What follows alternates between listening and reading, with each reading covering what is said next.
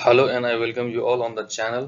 Friends, अभी recently IBPS PO 2022 के pre cover हो चुके हैं। हम में से बहुत सारे स्टूडेंट्स, बहुत सारे स्टूडेंट्स ये सोच रहे हैं कि कटअप कितना जाना चाहिए, कितना जाएगा, या फिर हमें मेंस की तैयारी करनी चाहिए या नहीं करनी चाहिए। तो हम आज ये थोड़ा सा इस पर डिस्कस करते हैं कि क्या हमें मेंस की तैयारी करनी चाहिए या नहीं करनी चाहिए। तो जितने भी स्टूडेंट्स पेपर दिए हैं उनको इस बात का अंदाजा तो लग ही गया होगा कि उनका पेपर कैसा गया है, क्योंकि सबसे अच्छा जज वही कर सकते हैं जो पेपर में खुद बैठे होंगे। उनको पता होगा कि उनका पेपर कैसा गया था। तो दो क्राइटेरिया होता है पेपर कैसा गया है उसको चेक करने का। यदि आपने पेपर में प्री के पेपर में यदि आप स्ट्रगल कर रहे थे, आपको मतलब कि आप बहुत ज्यादा लटक रहे थे, आपने अटक रहे थे, ठीक है, और आप मतलब कि लैग कर रहे थे, तो डेफिनेटली आपके कम क्वेश्चन सॉल्व किए होंगे, ठीक है। और कुछ ऐसे स्टूडेंट होंगे जो ये सोच जो जब पेपर अटेम्प्ट कर रहे होंगे तो उनको स्मूथली तो नहीं, लेकिन फिर भी क्या है उसको क्वेश्चंस को सॉल्व कर रहे थे, मार्क कर रहे थे और आगे जा रहे थे। भले अटक रहे थे लेकिन क्वेश्चंस को मार्क करते करते जा रहे थे। तो मतलब नियरली 1 आवर जब वो एग्जाम दे रहे थे तो वो बैठे थे और पेपर को सॉल्व कर रहे थे, टिक मार रहे थे वहां पे और आगे बढ़ रहे थे। तो ऐसे करते करते उनके अटेम्प्ट हो गए होंगे मेरे ख्याल से 60 के ऊपर तो हो गए होंगे। अब जो बहुत स्ट्रगल कर रहे होंगे, जो मतलब सॉल्व ही नहीं हो पा रहा होगा, ठीक है, जो सॉल्व नहीं हो पा रहा होगा, जिनको लगता है कि अटेम्प्ट कम है, जैसे कि 40 से नीचे अटेम्प्ट रह गए हैं, या हाँ 42-43 से यदि नीचे अटेम्प्ट रह गए हैं, तो फिर थोड़ा सा कहना मुश्किल हो जाएगा, क्योंकि कटअप इतना नीचे नहीं जाएगा और 60 के ऊपर भी नहीं जाएगा। ठीक है, 60 के ऊपर यदि 60 के ऊपर अटेम्प्ट यदि है तो अच्छे अटेम्प्ट माने जाएंगे। इस बार के जो पेपर का लेवल ठीक ठाक था, क्योंकि किसी किसी शिफ्ट में रीजनिंग में जो है सो ढेर सारे क्वेश्चन थे। मतलब रीजनिंग के वो पजल के क्वेश्चन ढेर सारे थे। मतलब कि किसी में 5 पजल दे दिए, 4 पजल, मैंने लंबे लंबे पजल दे दिए थे। किसी पजल में 2 ही क्वेश्चन थे लेकिन पजल इतने बड़े थे, तो पेपर का लेवल ठीक ठाक था। तो यदि हम इसको एनालाइज करें कि कितना कटअप जाना चाहिए, तो इसको हम कैसे एनालाइज करते हैं? हम लास्ट ईयर की वैकेंसीज को देखते हैं और पेपर का लेवल का पैरामीटर तो मतलब ये सब से एक अंदाजा ही लगाया जा सकता है कि पेपर का लेवल पिछले साल क्या था और इस साल क्या लेवल है। तो उसका तो कोई पैरामीटर है नहीं, बट वैकेंसीज और जो लास्ट कटअप थी तो उसका हम देख सकते हैं कि क्या इसका ट्रेंड रहा है।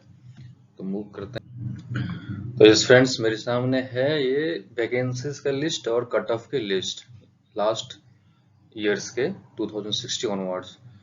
तो यदि हम लास्ट ईयर से कंपेयर करें, ठीक है, यदि हम 2021 से कंपेयर करें, तो वैकेंसीज कितनी थी? 5800। और इस साल वैकेंसी कितनी है? 8400। ठीक है, तो अच्छा खासा गैप है। ओके। और यदि हम पेपर के लेवल को यदि हम सेम रखें, यदि हम मान लें कि सेम ही है पेपर का लेवल लास्ट ईयर के कंपैरिजन में, तब तो कटअप क्या थोड़ा सा मैंने नीचे ही जाएगा, क्योंकि यहाँ पे एक इफेक्ट तो हो रहा है ना, वैकेंसी का इफेक्ट तो हो रहा है। तो कटअप इस केस में नीचे जाएगा, ठीक है। यदि पेपर का लेवल डिफिकल्ट था इस साल, तब तो और वैकेंसी नीचे जाएगा, कटअप और नीचे जाएगा। और यदि पेपर का लेवल इजी था तो कटअप क्या होगा? आसान, मैंने ऊपर जाना चाहिए, ठीक है। तो मैंने इस तरह से जज करना थोड़ा सा मुश्किल हो जाएगा, क्योंकि पेपर के लेवल पे हमको बहुत ज़्यादा आइडिया नहीं है। बहुत सारा हम बहुत ज़्यादा कोई पैरामीटर नहीं है, मतलब कितने परसेंटेज से ज़्यादा है, कितने परसेंटेज से कम है, ये हम कुछ कह नहीं सकते। तो बट ये एक अनुमान लगाया जा सकता है कि कटअप के जो है ना, कटअप चूंकि वैकेंसी का इफेक्ट ठीक ठाक आ रहा है, तो मेरे हिसाब से कटअप जो है ना 48 से 52 के आसपास ही जाना चाहिए कटअप। इससे ज़्यादा कटअप, इसके ऊपर नीचे, अब ऊपर नीचे जाना मैंने जा सकता है, अब जाने का तो कुछ भी जा सकता है। मतलब कि अब चूंकि हम तो 100% तो श्योर हो नहीं सकते कटअप के बारे में, but for the time being इतना हम एज्यूम कर सकते हैं कि इतना हमारा नंबर आ रहा है, ठीक है, इतना यदि हमारा नंबर, तो यदि इतना नंबर के आसपास यदि हम अपना मैंने सोच सकते हैं कि हमारा इतना नंबर आ सकता है, तो हम रेस में हो सकते हैं। अब तो क्या है कि यदि अब बहुत सारे लड़का सोच रहा होगा, बहुत सारा स्टूडेंट सोच रहा होगा कि यार पता नहीं मेरा आएगा या नहीं आएगा, और वो सोच के तैयारी ही नहीं कर रहा होगा, तो फिर उनको क्या है प्रॉब्लम, और पता चला कि उनका प्री क्वालिफाई हो गया, फिर उनको जो प्रॉब्लम होने वाली मेंस में, खतरनाक प्रॉब्लम होने वाली है। तो भले आपका कुछ भी अटेम्प्ट ठीक आपको लग रहा है अंदर से कि मैं बाउंड्री के आसपास भी हो सकता हूँ, तो उनको तैयारी जरूर करनी चाहिए, क्योंकि फिर मेंस में आपको कोई मौका नहीं मिलेगा। क्योंकि एक तो इतना कम टाइम देते हैं, ऊपर से पेपर का लेवल कुछ अलग ही रहता है मेंस का। क्योंकि प्री और मेंस के दोनों के नेचर अलग अलग हैं। प्री जो बेसिकली है एक स्पीड टेस्ट होता है, इसमें बस आपकी स्पीड चेक करी जाती है, बट मेंस में क्या ना आपको प्रॉब्लम का सॉल्विंग एटीट्यूड देखा जाता है,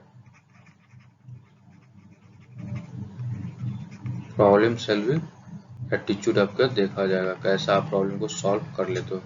तो ये आप मतलब आपको यदि कम टाइम मिले, 10 दिन 15 दिन मिले, इसमें आपको करने के लिए बोला तो थोड़ा सा डिफिकल्ट हो सकता है। तो बेटर है जितने भी पेपर दे दिए सबको तैयारी करना शुरू कर देना चाहिए मेंस के लिए, क्योंकि mains is all together different thing. ठीक है, तो इसको करने के लिए तुमको थोड़ा सा एक डिफरेंट चीज भी कुछ करना पड़ेगा। ठीक है, तो जितने भी स्टूडेंट्स के इस रेंज में मार्क्स आ रहे हैं ना, उसको तैयारी शुरू कर देना चाहिए, डेफिनेटली तैयारी करनी चाहिए। फायदा ही होगा ना यार, सपोज मान लो नहीं भी हुआ, मान के चलो सपोज मान लो प्री क्वालिफाई नहीं हुआ, लेकिन मेंस का तैयारी करोगे तो कॉन्फिडेंस तो हो जाएगा ना। सामने SBI PO भी तो है, SBI PO है, और उसके प्री के भी अच्छे लेवल होते हैं। तो यदि मान लो यहाँ तुम मेंस के साथ तैयारी कर लोगे हल्का फुल्का, तो उधर भी तुम्हारा क्या है कि बेनिफिट हो जाएगा। ठीक है, तो कटअप का ज़्यादा बहुत ज़्यादा सोचो नहीं, ये सब कोई भी यदि कटअप बता भी रहा है तो एक रैंडम गेस ही कर रहा है, बहुत ज़्यादा उसमें लॉजिक मतलब बहुत ज़्यादा लॉजिक इन्वॉल्व नहीं हो सकता, क्योंकि जो कटअप है बहुत सारे फैक्टर्स पे डिपेंड करते हैं। तो बस फिर भी एक रेंज मैंने ये रखा है कि मेरा अपना अनुमान है कि 48 से 52 के बीच में जाना चाहिए, अब कुछ और भी जा सकता है। ठीक है, बट मेन थिंग यहाँ पे है कि हमको मेंस की तैयारी ढंग से करनी चाहिए। तो उसके लिए हम क्या करेंगे, हम देखते हैं कि मेंस की तैयारी के लिए, तो हम मेंस का देखते हैं कि मेंस की तैयारी के बारे में हम तो देखते हैं कि कैसे तैयारी करनी चाहिए। सबसे पहले हम रीजनिंग की बात करते हैं। सबसे पहले रीजनिंग की यदि हम बात करें तो इसमें क्या नंबर ऑफ क्वेश्चंस 45 क्वेश्चंस होते हैं, 60 मार्क्स के क्वेश्चंस होते हैं, एंड टाइम्स 1 आवर का दिया रहता है। ठीक है, और तो जो भी फर्स्ट टाइमर होंगे उनको मैं बता देना चाहता हूँ कि रीजनिंग के क्वेश्चंस अच्छे लेवल के होते हैं, पजल अच्छे पजल होते हैं, मतलब लेंथी पजल भी होते हैं, टाइम टेकिंग भी होते हैं, कॉम्प्लेक्स भी होते हैं। तो मेन बात है कि इसकी तैयारी हम कैसे करें। इसकी तैयारी का सबसे बेस्ट सोर्स है, यदि आपको सेक्शनल मार्क्स आपके पास है तो सबसे बेस्ट है यहाँ से आप तैयारी करो। ठीक है, इसमें आपको बहुत अच्छे अच्छे क्वेश्चन मिलेंगे। आप सेक्शनल मार्क्स अवेलेबल होते हैं, जैसे ओली बोर्ड का अवेलेबल है, फिर स्मार्ट किरा का अवेलेबल है, बाकी और जगह भी अवेलेबल हो सकते हैं। उसको सर्च करके उसको थोड़ा सा रखो, खरीद लो उसको, और उसको क्या करो, यहाँ से आप क्वेश्चंस को सॉल्व करो, तो आपको एक बूस्ट मिलेगा, कॉन्फिडेंस भी बूस्ट होगा। फिर जैसे आप उसको फिर एनालाइज भी करो, जैसे मॉक ये नहीं कि सेक्शनल मॉक डाल दिए फिर उसको एनालाइज ही नहीं किए, एनालाइज करना बहुत जरूरी है। उसमें जो डिफिकल्ट पेपर है फिर उसको ये एनालाइज करो कि हम कौन सा क्वेश्चन हमको कर लेना चाहिए था, किया जा सकता था, हम नहीं किए, छोड़ दिए, कौन से क्वेश्चन में अननेसेसरी हम फंस गए थे। तो इन सब चीज़ पे थोड़ा सा ध्यान दो, तो तुम्हारा क्या है कि आप रीजनिंग तैयार होता जाएगा।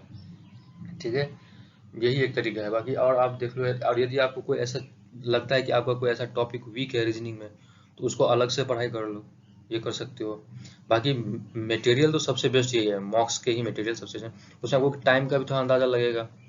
और यदि आपको लगेगा जब मतलब एक एनालाइज जब करोगे तो आप क्या, यदि आपको ये लग रहा होगा कि हम अच्छे से हम इस पेपर इस क्वेश्चन को हम कर सकते थे, तो जब वो टाइम लिमिट ओवर हो जाएगा, जब पेपर को सबमिट कर दोगे उसके बाद जब एनालाइज करोगे तो फिर आपको सारा जो है क्वेश्चंस वहाँ पे सॉल्व कर सकते हो।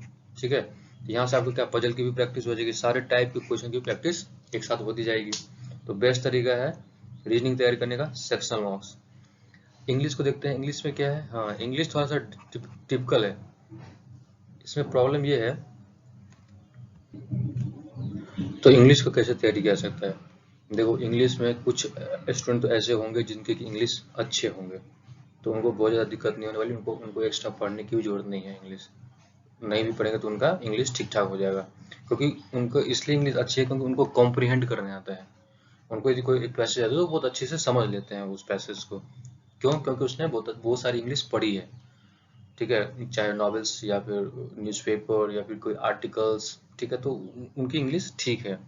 अब क्या है, जिनकी इंग्लिश अच्छी नहीं है उनको क्या करना पड़ेगा, तो उनको ये करना अभी अभी इतने कम टाइम में इंग्लिश ठीक करने का सबसे बेस्ट तरीका यही हो सकता है कि आपको क्या करना पड़ेगा, एडिटोरियल पढ़ना पड़ेगा।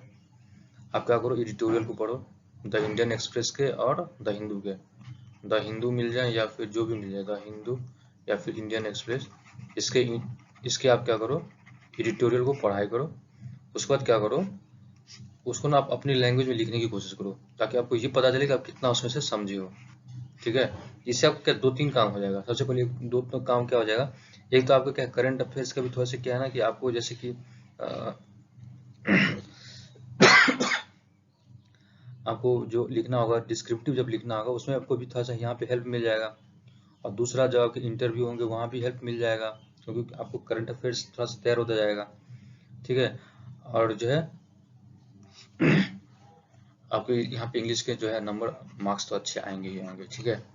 तो बेस्ट तरीका ये है इंग्लिश का। और क्या, अभी बहुत सारे लोग ग्रामर पढ़ने लगते हैं। अभी ग्रामर पढ़ने का बहुत ज़्यादा यूज़ तो नहीं है, बट ये है कि आपको थोड़ा सा पता होना चाहिए। जैसे कि मान लो आप यदि बेसिक चीज़ में गलती कर रहे हो, सब्जेक्ट वर्ब एग्रीमेंट में भी यदि गलती हो जा रही है, इसका मतलब क्या, हमको थोड़ा सा एक बार देखना पड़ेगा, पढ़ना तो पड़ेगा ग्रामर। तो एक बार सरसरी नज़रों से ग्रामर को देख लो। बाकी मेन काम आपको करना है कि आपको इस पे काम करना है, आपको कॉम्प्रिहेंड करने का जो है मतलब स्किल है उसको डेवलप करना पड़ेगा। वो आप यहाँ से कर सकते हो। और उसके बाद क्या करो, आप यहाँ भी क्या करो, सेक्शनल मार्क्स लगाओ, तो यहाँ पे आपकी इंग्लिश ठीक होती जाएगी, ठीक है। क्वांट फिर वही है, क्वांट करना का यही तरीका है कि सबसे पहले आपको यदि ये लग रहा हो किसी अर्थमेटिक की कोई टॉपिक मेरा वीक है, तो this is the best time to prepare arithmetic topics, ठीक है। यहाँ से आप अर्थमेटिक टॉपिक को तैयार करो, और बहुत सारे रिसोर्सेस हैं अर्थमेटिक के।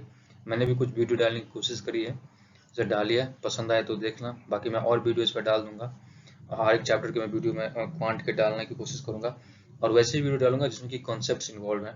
तो सबसे पहले तो ये है कि आपको क्या करना पड़ेगा कि आपको अर्थमेटिक के टॉपिक्स को जो आपको लगता है कि हमको कमजोर है तो उसको सॉल्व करना पड़ेगा। उसके बाद आप क्या करो, यहाँ से बस यहाँ भी सेक्शनल मार्क्स उठाओ, सेक्शनल मार्क्स को बस करते रहो। तो यहाँ भी आपके क्या है कि अच्छे खासे नंबर यहाँ पे क्वांट में उठाया जा सकता है, ठीक है।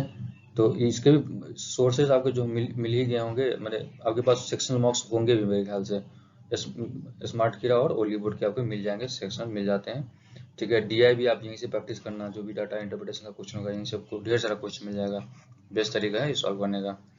मेन साला करंट, ये करंट का क्या है ना, ये करंट मतलब कि थोड़ा सा करना थोड़ा डिफिकल्ट है। मतलब पेपर का लेवल धीरे धीरे अप होता जा रहा है करंट का, और मतलब एक तो 6 मंथ्स का होता है, और क्या है कभी थोड़ा सा क्या है कि भी डेप्थ जो है ना थोड़ा ज़्यादा हो गया है करंट का। तो करंट को करने का सबसे बेस्ट तरीका ये हो सकता है कि आप थोड़ा सा गूगल करते रहो। जैसे कि मान लो कोई आपके पास न्यूज आया, सपोज कोई न्यूज आया, आप जैसे कोई मान लो करंट अवर कोई पीडीएफ ही मिल गया, आप करंट पढ़ रहे हो पीडीएफ वहां से, तो आप खुद भी ना गूगल करने की कोशिश करो। उसके आगे बागे का अगल बगल का जो नॉलेज है ना, जो अगल बगल डाटा है उसके रिलेटेड इन्फॉर्मेशन थोड़ा सा आप खुद भी थोड़ा सा डिस्कवर करते रहो, और थोड़ा सा क्यूरियोसिटी के साथ उसको देखो कि उसमें और क्या हो, मतलब क्या क्या हुआ है अभी रिसेंट में। तो थोड़ा सा क्या होगा कि आप जब खुद से चेक करोगे, आप किसी एक पीडीएफ किसी एक सोर्स के भरोसे आप बैठोगे तो तब दिक्कत होने वाली है।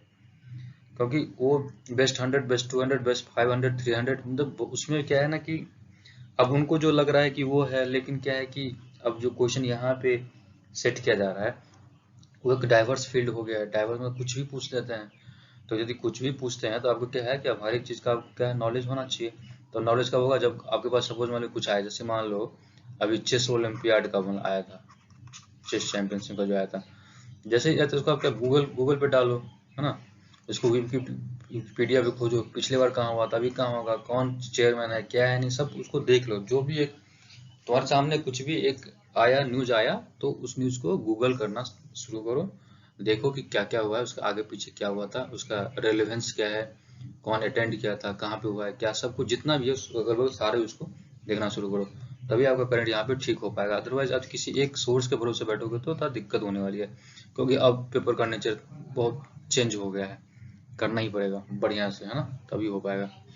अब नेक्स्ट है डिस्क्रिप्टिव, उसके 25 मार्क्स के होते हैं, और ये आपके इसमें 10 मार्क्स शायद पासिंग मार्क होते हैं। हाफ एन आवर होता है इससे और लेटर।